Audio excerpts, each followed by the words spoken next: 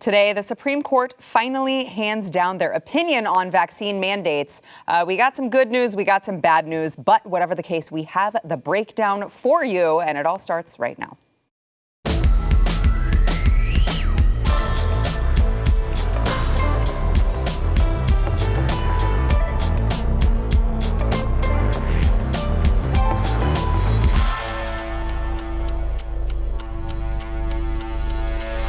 Hey, welcome to the news and why it matters. I am Sarah Gonzalez. Today, I am joined by two fine gentlemen here in studio. We have Stu Burguiere, host of Stu Does America, which you need to check out. Make sure you subscribe to.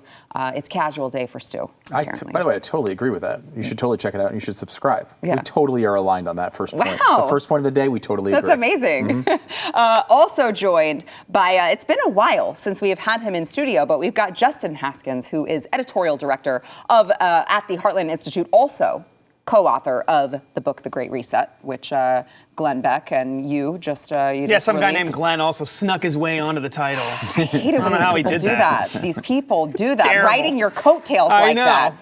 That bastard. I know. Also joined remotely, we needed some brains for this show because we knew that there was a lot to break down. So we have the lovely Keisha Russell. She is counsel with First Liberty Institute. Obviously, you guys over there are doing great work, Keisha, concentrating on religious liberty rights and First Amendment rights. And we appreciate you being here to dumb it down for all of us. It's my pleasure to be here. So let's go ahead and get to that first. I know it's like the breaking news everyone wants to hear. I do want to start out by saying I felt like the Supreme Court was trolling us this morning because we heard that they had one or more, and Keisha, I'll let you weigh in on this because this is just what I heard. They would be releasing one or more decisions today, but they said this morning at 10 a.m. Eastern that they were going to be handed down, and then they did release decisions that were like nothing that anyone was paying attention to, and everyone said, oh, I guess that the vaccine mandate stuff is not coming out today. I guess it's really just nothing, no big deal. And everyone went about their day. And then all of a sudden, right before the show, at least, we taped the show just a tad bit earlier. So right before the show, we're like, oh, crap. I just read breaking news that the Supreme Court did, in fact, release this decision, this opinion.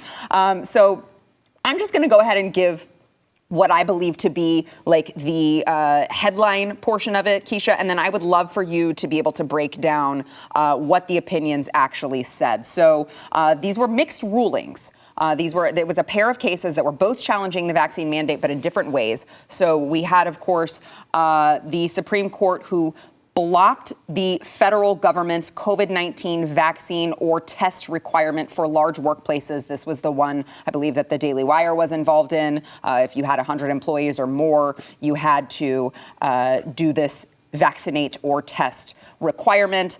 And then, so they blocked that, but then they allowed a vaccine mandate for workers at federally funded healthcare facilities to take effect nationwide.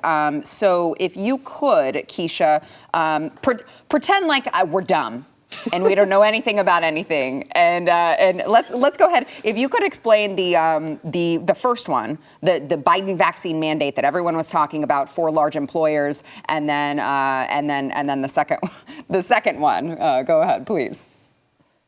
Sure. So the mandate for the large employers, that would mean employers that have more than 100 employees. So that opinion was 6-3. So that was the dissents were just most of the liberal justices. Mm-hmm. Sotomayor, Kagan, and Breyer dissenting from that decision. But essentially what the court says was, look, Congress gave OSHA the ability and the authority to regulate workplace safety and initiate standards for that. It did not give them the authority to regulate public health and to set standards for 84 million Americans about what they should do about vaccines and for COVID. And another thing was you're really going to see this in Justice Gorsuch's concurrence, but it also talked about the power of the states and how the states are really given the authority to regulate public health for their citizens. And it's really not in the purview of the federal government to do that. And so that was sort of the crux of the decision for the Supreme Court. And so what would typically happen now is that case would be sent back down to the Sixth Circuit, because this is just about a preliminary injunction. It really doesn't decide completely this case. But because of this decision, it's possible that OSHA will decide to drop this particular mandate because it's unlikely to succeed if it goes back to the Supreme Court on the merits. Okay. So then, so this is not so. This is, I don't understand. This is why you go to school for this. And because this is also so confusing. You've got injunctions and you've got stays and you've got decisions, but it's a decision on the preliminary and not on the full. Yeah, so I can explain that. Yeah, so, okay. So whenever you have a mandate like this, right, what happens is that when people sue, they want the court to stop the mandate until the suit is finished. Right. And so what you're asking the Supreme Court is that we need to stay this. We cannot allow them to enforce it right now until we decide whether this is actually constitutional. Because if we do that, these employers are going to have to go through all this whole process, spend all this money, and we don't even know if the government's even allowed to do this. And so that's what this part was about. But one of the considerations in order to decide if there should be a stay is whether the petitioners are likely to succeed in the case. And when the court evaluates that, they're really evaluating the merits. And so it gives you some idea about what the court will do if this court case comes back to it. So that's really what happens there. But it says a lot about what would happen if the case goes all the way through the court. So it's a pretty powerful decision anyways. And now, is that the same case for this other ruling, which was a complete opposite? They allowed for the vaccine mandate for federally funded healthcare facilities? Yeah, they did. So that one was 5-4. So that was Chief Justice Roberts and Kavanaugh joining the liberals to get a 5-4 decision there and to allow that particular mandate. And that is more because of the nexus of the federal funding there for those healthcare facilities. But yes, that's the same. So that was also being evaluated on the preliminary injunction. But because OSHA succeeded there, they're likely to move forward with that case, right? Because they're likely to succeed. But with this other employer mandate, they're not, because the Supreme Court has pretty much said, this is what we're going to do if we see this again. Yeah. All right. Thank you.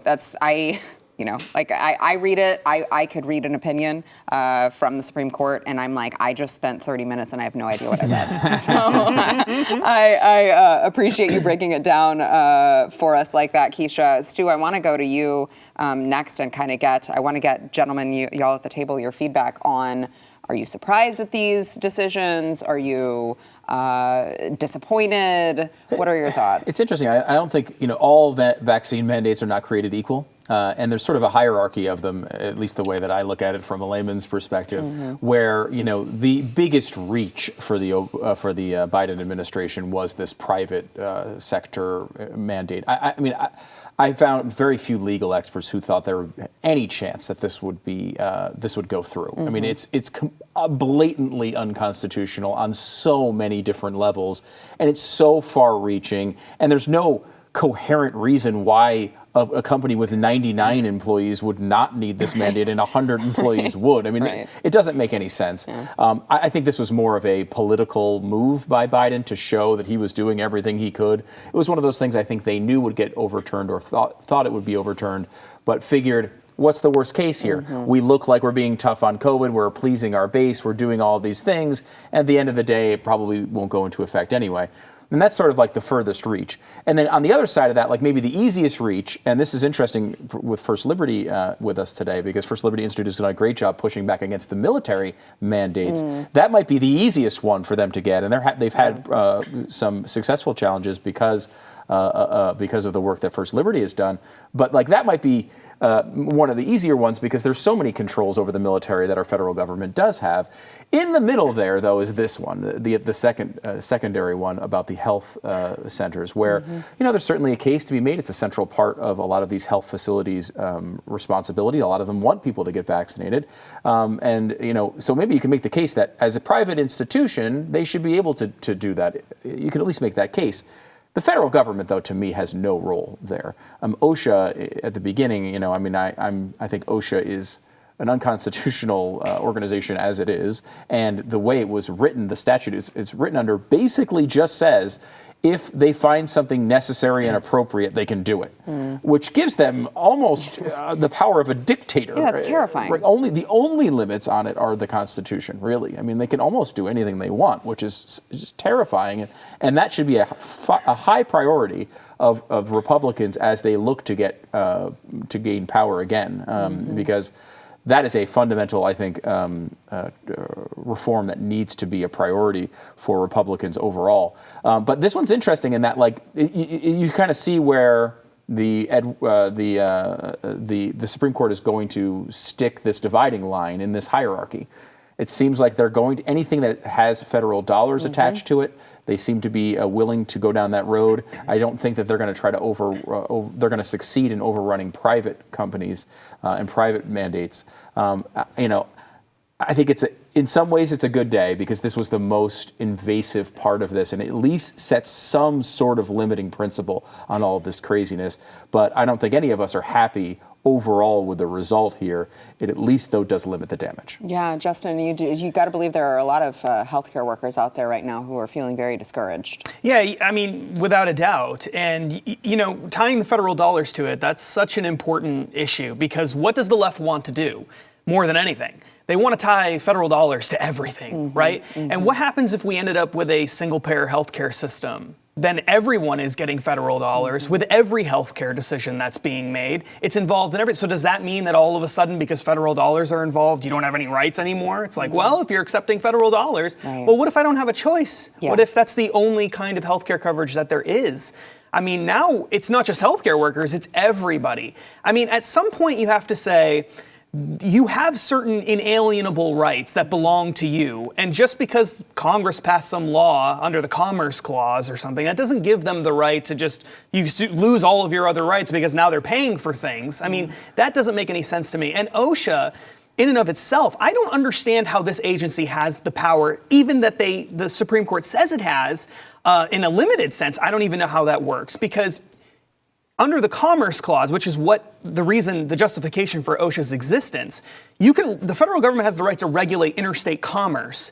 But this allows them to regulate every single workplace essentially in the country, as long as it's about workplace safety. Well, can you show me the part of the Constitution that says that the federal government has the right to regulate workplace safety? Right. That doesn't exist anywhere. Right. In fact, it specifically says that those powers not given to the federal government are left to the states or to the people under the 10th Amendment. That's very clear.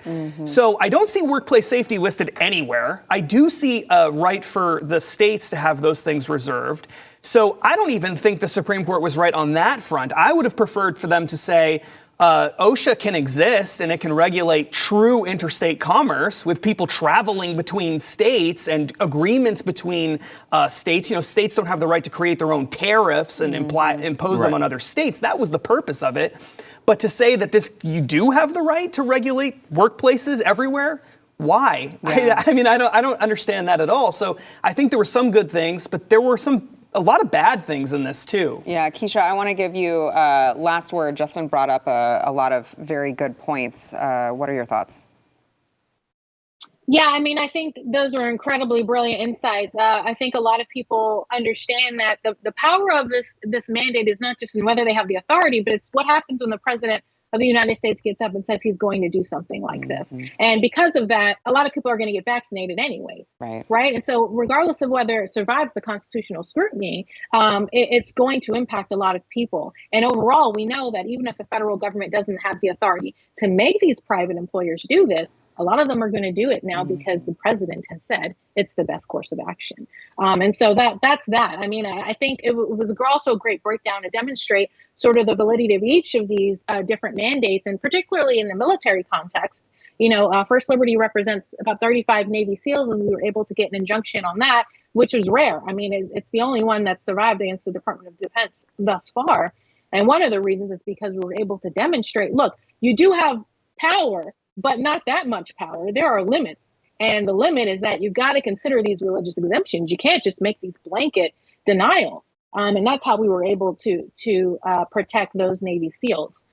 So I think, overall, I think even if the constitutional problem still exists, you understand that the Biden administration in many ways is using its reputation, its an authority, and its impact on the people to get up and publicly say something and make an impact that way, and not really have to demonstrate in court whether they can legally do it. Yeah.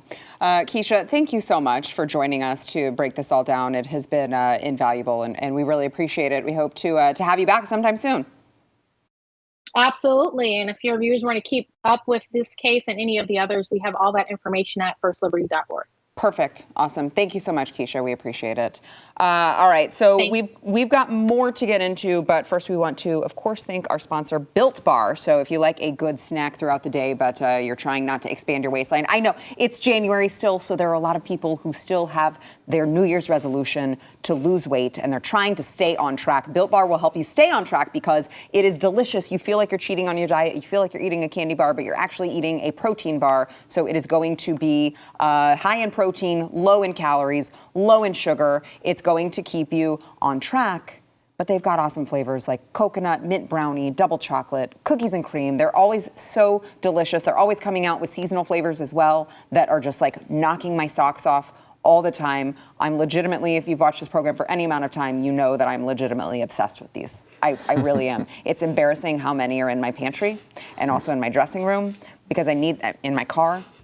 Wherever I go, I need to make sure that I have a stash. Are you the one that does the little trail of them out to your car every day? I always see that in the parking lot. I was crap. like, okay, I thought that was you. Yeah. Whoops, sorry, environment. But you really got to go stock up. You can figure out which flavor you like the best and make sure that you arm yourself with Built Bars in your pantry. You can go to built.com, use promo code NEWS15. You'll save 15% off of your order. That is NEWS15 over at built.com.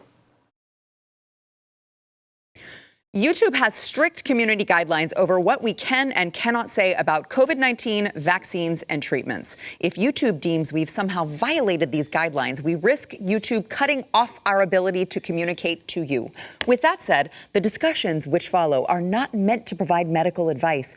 Please seek the advice of local health officials for any COVID-19 and or COVID vaccine-related questions and concerns. So I want to get back into this for a minute because we were talking off air, and I do think I said to you guys, it's frustrating still to hear. I know everyone's celebrating this as a big win. Like, yeah, we got the large employer vaccine mandate off the table for now, by the way, as Keisha explained, for now. But it's just still so frustrating because, you know, you hear the Supreme Court, the very same people, especially who even dissented on the blocking the vaccine or test requirement, they're arguing all the time about bodily autonomy. And we don't even hear that argument here for bodily autonomy. But they want to argue that when the case is abortion and they want the right to kill babies in the womb, which is not actual bodily autonomy, right? You're talking about two people, not just yourself. And that's all well and good, and we want to talk about autonomy there, but when it comes to actually injecting your own body and true bodily autonomy, it's not even part of the question, right? Because something is federally funded. It just kind of blows my mind. Yeah, could a hospital say you're not allowed to get abortions? Right. No, right. They could not. Right. Why though? Because there's some sort of special right that exists, even though it's not written in the Constitution. Yeah. The Supreme Court says some special right to privacy, and that special right to privacy also includes a special right to health care, which also includes a special right to abortion. None of those words are in the Constitution. Yeah. But all these special rights exist, but then there's no special right that says that you can require someone to inject a substance into your body. That right does not exist. Right. Why? Because they get healthcare dollars from the federal government. So magically, that makes all the difference. It's just the fact that they're getting healthcare dollars. It makes no sense. It really doesn't. It really makes absolutely no sense at all. And yet, we've all just accepted it as though this is what the Supreme Court says. And the other thing, too, is as bad as I think, because this isn't a bad decision, obviously. Yeah. It's not totally bad. But it could have been really, really bad if Donald Trump had not been president of the United States. And instead of having 3 Supreme Court justices replaced who are at least more in line with originalist ideas, you would have had 3 more Sotomayors or whatever. And then this decision would have been totally different. You would have had a completely different case. OSHA would have been allowed to regulate anything it wants under that. So we were really very, very close to this whole thing going off the rails. And you can see why these Supreme Court justices matter. And the last thing on that, just the fact that these decisions come down, and I say this every time there's a big Supreme Court case, it's always true in my mind. The Supreme Court cases come down to the opinions of a couple of people. Yeah. And that is terrifying. Yeah. The fact that your rights are being determined by the opinions of 2 or 3 people out of 330 million is absolutely terrifying. That is not how this system was ever designed. It's not what it was supposed to be. And yet we've all just now accepted it as, well, yeah, I mean, the Supreme Court ruled 5-4 that this is the way it is. So I guess that's the way it is. It's like, well, if that one person had decided something different, then all of a sudden I magically have rights that I didn't think I had. Right. Or don't have rights. You know, I mean, that's terrifying, I think. That's a great point. And I think, too, that this comes back to, as you point out, larger structural issues that have been going wrong in this country for a really long time. I mean, the introduction of federal dollars is such an interesting part. Part of me thinks that when we have these programs, Republicans should do their best to tie really restrictive actions to all of them. Like, if you want to get on Obamacare, fine, but you need to eat less than 2,000 calories a day to be on it. And let everyone know up front, they're going to be really controlling of your behavior the second you get involved in it. Because this is what is happening here, right? They tried to say OSHA could do this, but like they have 100 different ways to argue that federal dollars are going to you at any given moment. The healthcare facilities, well, what are they going to do? They're looking at their bottom line and they're saying, okay, well, 40% of the money that comes through this place is from Medicare or Medicaid. Well, I guess we just have to go along with it. The problem, of course, backs up to Medicare and Medicaid. Massive government programs that are, first of all, bankrupting us, and second of all, should never be set up in the way they are in the first place. This should not be a system that exists in our country. There should not be a Medicare or a Medicaid, particularly from the federal government. You want to have these things in the states. I don't probably like them very much, but at least that's the way this was supposed to be designed. These states could go through, they could do these things, and other states, you could escape what they were doing in those states. We could all move to Texas to avoid the nonsense that California is doing. But we know people, tons of them, that have moved from California to Texas to avoid what California is doing, but they can't avoid it because California is doing it through Washington. And so it's hitting all of us. Whenever you get involved with the government, there are always strings attached. I mean, every mob movie has this scene, right? Where like you take money from the mob, they bail you out. That's a great analogy. Yeah, it really is, unfortunately. But they bail you out of that tough situation. You're on the ropes. You really need that money right then. And they say, don't worry, you'll get me back. There'll be a time I need a favor, and we'll talk about it then. And this is that favor. You can't.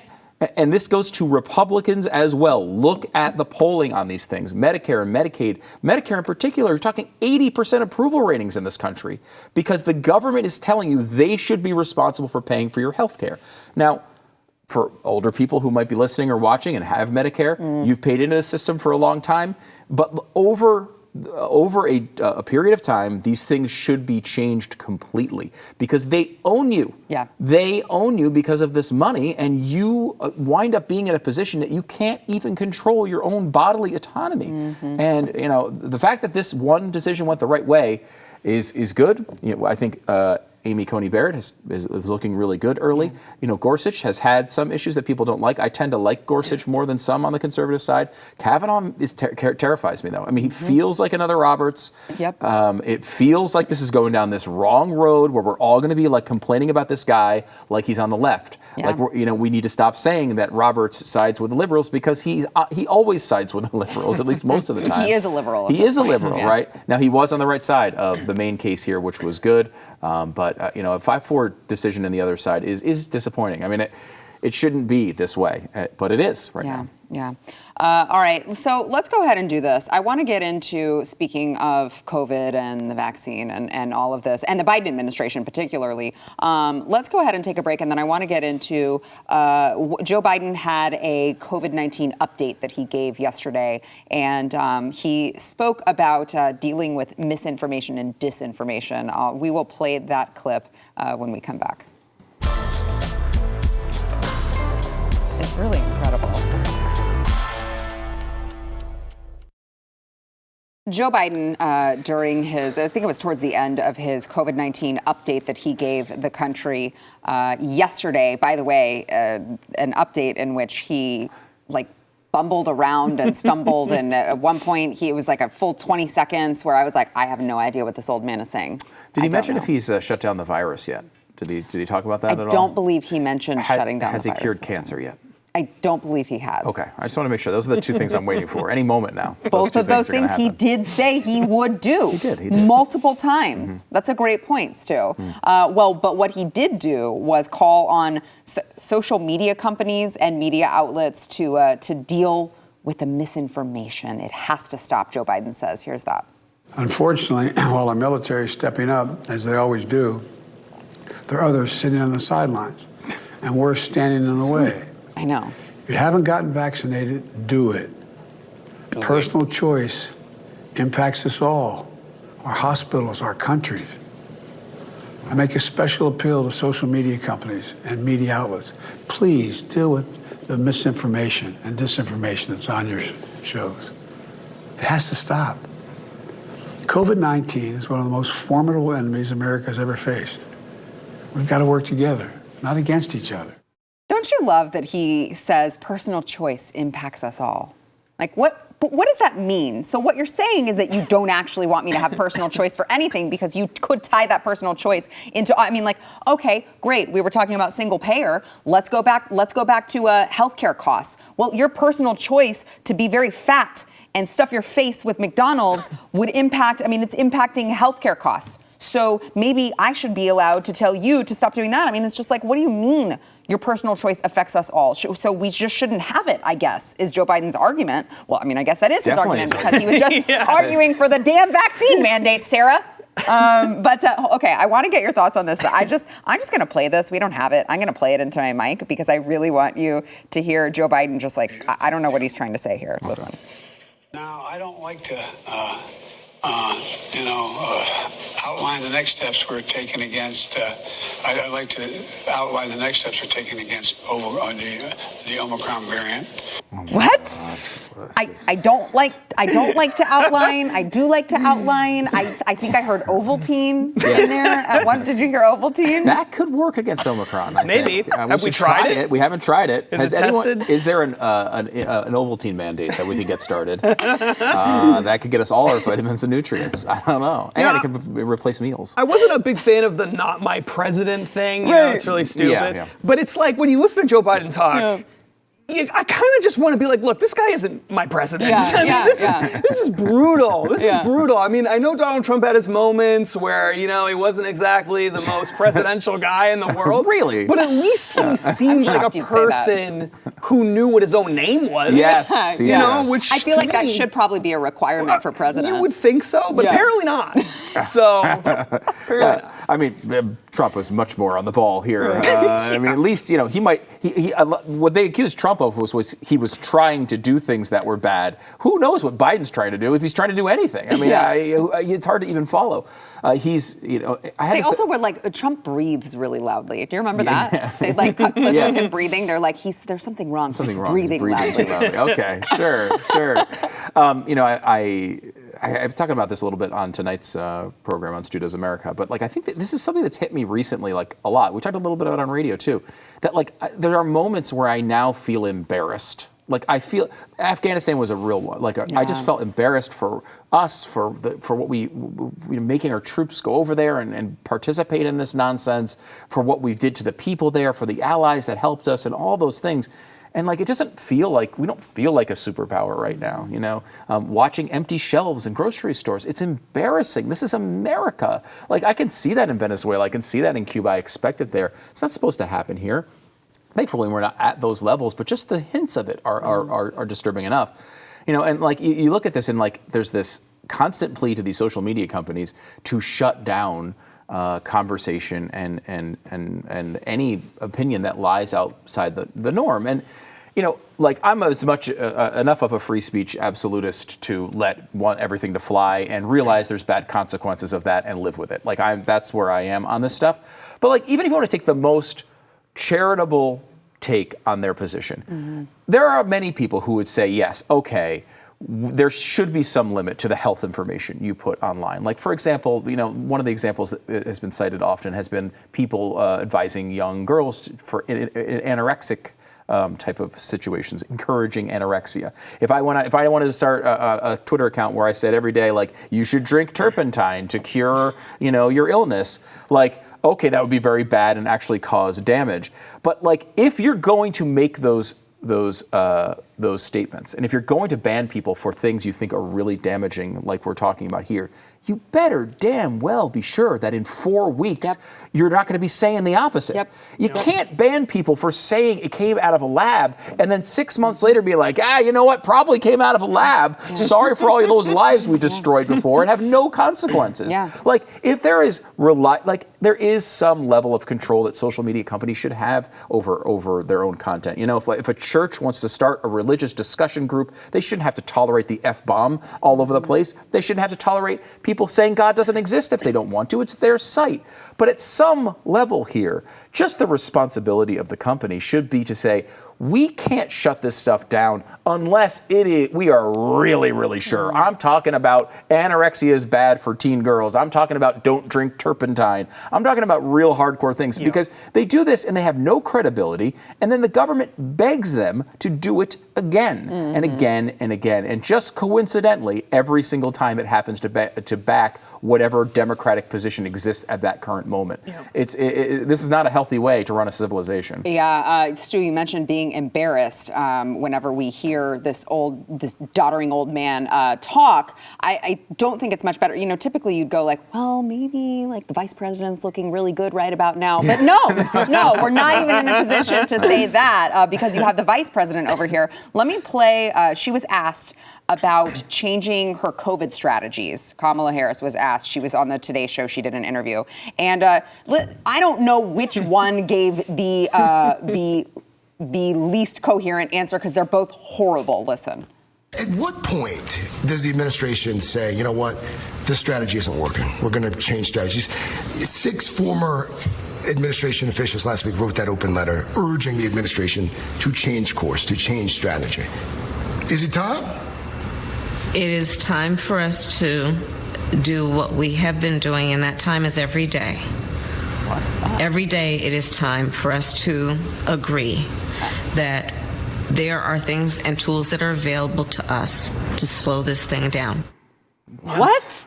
I mean, have you ever seen anything like this? She's so unbelievably bad at this. I've never seen anything like it. Look, let's go. She wasn't even liked by anyone in the Democratic Party. This person fell backwards into one of the most powerful positions in the entire world. She was literally one of the least likable candidates out of like 20 that ran for president in the Democratic Party. She didn't get any votes, any delegate votes in the primary. She None. bailed before she Iowa, bailed. She bailed very early on. If it wasn't before the very first one, I think she was polling at 2% when she dropped out. So she's not even liked amongst Democrats. Right. Somehow she ends up in this position, and she can't figure out a way to be even slightly more likable than one of the least likable presidents we've ever had, who can barely speak and function without someone, coming over and spoon feeding him his soup for the afternoon, right? So, I mean, this has got to be the most incompetent administration of all time in America. I mean, seriously, I would love for someone to be able to point to anybody else that has ever existed in this country as president of the United States and vice president who are this dysfunctional and unlikable. It's not possible. I really don't think so. I really don't. I feel like, Stu, this is a great example of why affirmative action sucks.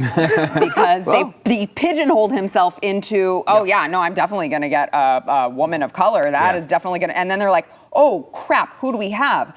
I guess Kamala? Yeah, that is, I think, he outwardly said this. I mean, if you read some of the reporting on this, it was James Clyburn who basically went up to him during a debate in a commercial break and said, you basically have to say you're going to name a black woman to be a Supreme Court justice and or the vice president. And he did it. He's like, yes, yes, I'm going to do it. You want my endorsement? It's the debate. You better say it. And so he said it. Yeah. So this has been ugly from the beginning. She's not doing a good job. And it's interesting because she's simultaneously mostly invisible. Like, I mean, I don't see her doing much of anything. She seems like she's sort of a giant zilch until she occasionally goes on TV and it gets worse. And one of the things about it's almost impressive. Yeah, it is. How good they are. Well, and like Kamala Harris, she does not profile well as a vice president. Nobody likes Kamala Harris more than Kamala Harris. Yeah. And Kamala Harris is out for herself in every single circumstance. So you see her struggling in these moments because guaranteed she's behind the scenes saying, I would do this and I do this and I should do this and let's talk to this person and let them say something bad about Biden because that shouldn't be happening. You guarantee she's working behind the scenes against him and is encouraging this behavior because she is in what should be the backup quarterback position, where everyone loves the backup quarterback when your quarterback sucks. Mm-hmm. She's in that position. If she can just exude some level of confidence and likability, she's in a good spot here. Yep. Now she's got 3 years to figure this out, I suppose. If Biden, I don't think she's going to. No. But she has an opportunity here. I mean, there's a real opportunity for her to be the next nominee if she was not terrible. But she is terrible, so I don't think it's going to happen. Yeah, I just, two things that this proves. Number one, affirmative action, like I said, sucks. Number two, women should not be in the... They shouldn't what?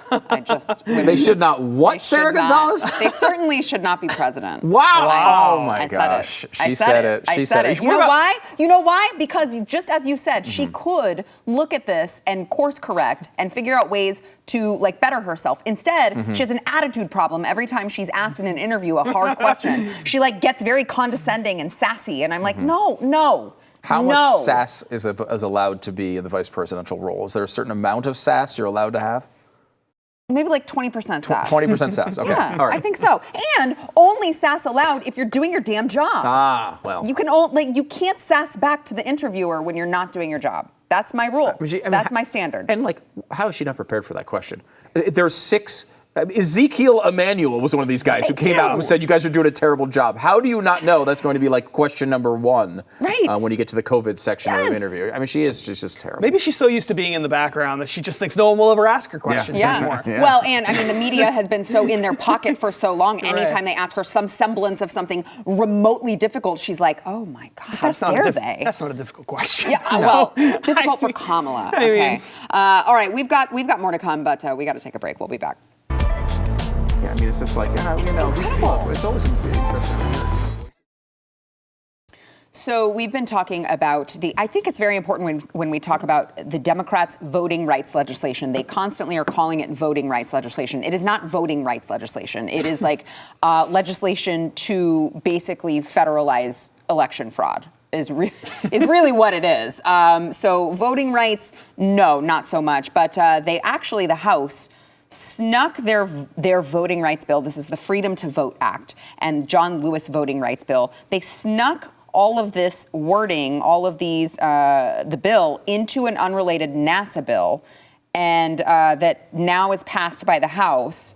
And Justin, you were saying they did it to skip a parliamentary step in the process? Right. So now they won't need Republican support to bring the debate to the Senate floor on the bill because it had already been passed without all the stuff in it. So it's sort of added it at the last minute. Yeah, they threw it in there at the last minute so that they could fast track it through and skip all these steps. They'll still need to get it through a filibuster in the Senate. So unless a Democrat says, "Yeah, I'm going to end the filibuster here," it doesn't matter. It'll fail. So that they really haven't saved themselves anything other than some time in trying to move it through the process. Which you mentioned the filibuster that they were trying. Joe Biden pushed for this. They wanted to eliminate it. They were saying just for this one time, let's eliminate it. We don't want the 60 vote threshold. We want to eliminate the filibuster. And we've heard now Kyrsten Sinema, who's come out and said, I do not support ending the filibuster. We've heard Joe Manchin say it. I mean, I think there was another Democrat senator, I can't remember who it was, who came out and said, like, yeah, I'm not on board with that either. So it really doesn't look like they're going to get far with this. I don't think there's any chance right now that they're going to get this thing passed. In fact, I honestly think if they hold the vote, which may or may not happen, but it probably will at some point, I don't even think they get to 48, which is out Sinema or Manchin. Yeah. I think there are more votes there. Yeah. There's no real incentive for, some random Democrat, Maggie Hassan, to come out and say, actually, I kind of think the filibuster should be here, because there are already two voices out there saying it. So there's plenty of protection. They don't need to come out and say it. But I think there's legitimate opposition. They understand that what's going to happen to them when a Republican is president, the Republican has the Supreme Court. They're going to get squashed all the time if this is what they want. So, I mean, I don't even think it was a sincere effort from Joe Biden. I think what you have here is you have a guy who's president with a 33% approval rating in the latest Quinnipiac poll, who's saying to himself, look, this is going terribly. Even my base is bailing on me. I need to at least, strengthen the base so we don't get a complete wave election when it comes to 2022. Let me give them something. They've been asking for this. I'm going to pound my fist on the table, even though I know there's no chance of this happening. And what's happened is that the activists have seen through it. I mean, Stacey Abrams isn't showing up. They're the people who really care about this stuff. You mean the governor of Georgia? Oh, yes. I'm sorry. The sitting governor of Georgia, who had their election stolen from her. She wants the centralized elections that our government is promising, but does not believe the effort is sincere. So it's not even working on the base. So this is going to flame out. Again, there's a version of this, and I'm always perplexed as to why this happens. But there's a version of this presidency where Joe Biden actually does the things that he said he was going to do coming into office, and worked with a bunch of moderate Republicans who would go with him all the time. We know what these Republicans are like. Yeah. If you brought a moderate bill that moved elections a little bit to the left, and they probably get 20 Republicans on board with it. Instead, they're just bringing this insane AOC nonsense in front of the Senate, and they're laughing at Manchin and Sinema, among others, are laughing it off and saying, go away. Yeah. So he's not getting the benefit with the base. They don't believe it. He's not getting a benefit with moderates. They don't believe him. And he is setting himself up for a catastrophic November, which would be good for us, but really bad for him. Yeah. Justin, I'm going to give you, let me give you last word on this. We've got like 30 seconds. Yeah, I think that Joe Biden's failure has radicalized him in a way, because now, just as Stu said, his only chance of not getting completely destroyed by a red wave is hoping that his base shows up to vote. It's not working, just like everything else Joe Biden has tried, but that's all he's got left. There's no reason for moderates to back him. There's no reason for conservatives to back him. There's no reason for the establishment's the only one who even likes him a little bit.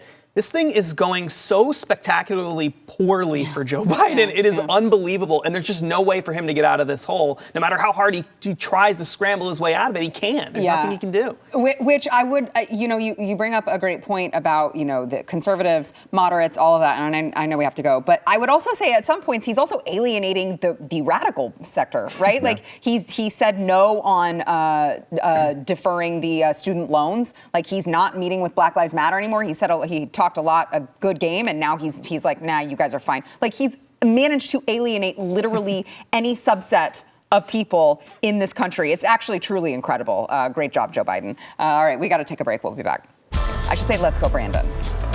There you go. Let's go, Brandon. Great job. Good job. Good work, Brandon. All right, Justin, we have about a minute here, and I want to get back to your book. Your book that some guy, other guy like hijacked and put his name on it. And his name is way bigger than yours, which is very rude. But it is. I've been there. The Great Reset. You can find it at glennbecksbook.com. Tell us a little bit about it, Justin. Right. So the Great Reset, I think, is the most important issue facing the country today. Almost everything that you see in the news has some tie to what's going on with the Great Reset. The Great Reset is essentially a global movement by elites in corporations, in banks, in financial institutions, groups like BlackRock, and central banks to control virtually every aspect of your life. And they think that COVID was their, quote, golden opportunity to make this happen, and that they have a long-term justification in climate change and environmentalism to continue this forward. And they are making lots of headway in this, so we're trying to stop it, and that's what the Great Reset book is all about. You got to go check it out, guys.